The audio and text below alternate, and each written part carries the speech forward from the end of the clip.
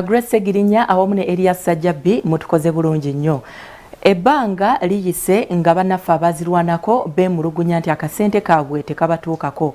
Kakati mu mbeera eyo gavumenti evuddeyo n'enteekateeka empya mwegenda okuyita okulaba nti bano ensimbi zaabwe zibatuusibwako. Wabula minisita omubeezi avunaanyizibwa ku nsonga z'abaazirwanako avuddeyo n'alabula abafere bonna abayinza okwagala okwewandiisa akadde kano n'ekigendererwa eky'okufuna akasente kano.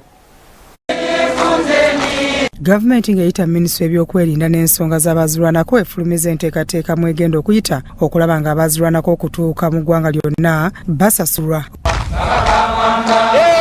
Okusinziira ku minisita omubeezi ow'abaazirwanako Oleru Huda agamba nti guno gwe mulundi ogugenda okusembayo okuwandiisa abaazirwanako okuggyako aba LDU bo tebali ku nteekateeka eno.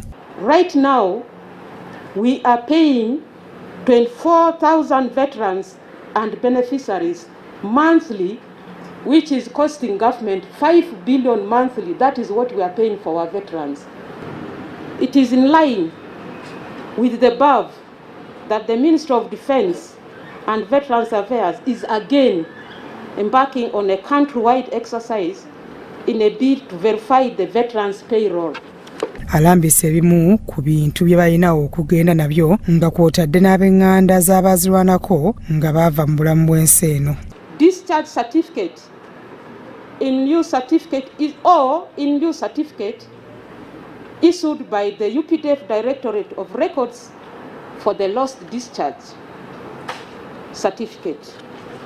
The bank statement duly stamped and countersigned by the bank officials, the national ID, then the estates of the veterans deceased in retirement on payroll. Alabudde abafere abayinza okwagala okwewandiisa mu nteekateeka eno. I further call upon them to avoid fraudsters who purport to help them process their payments faster and end up extorting money from them.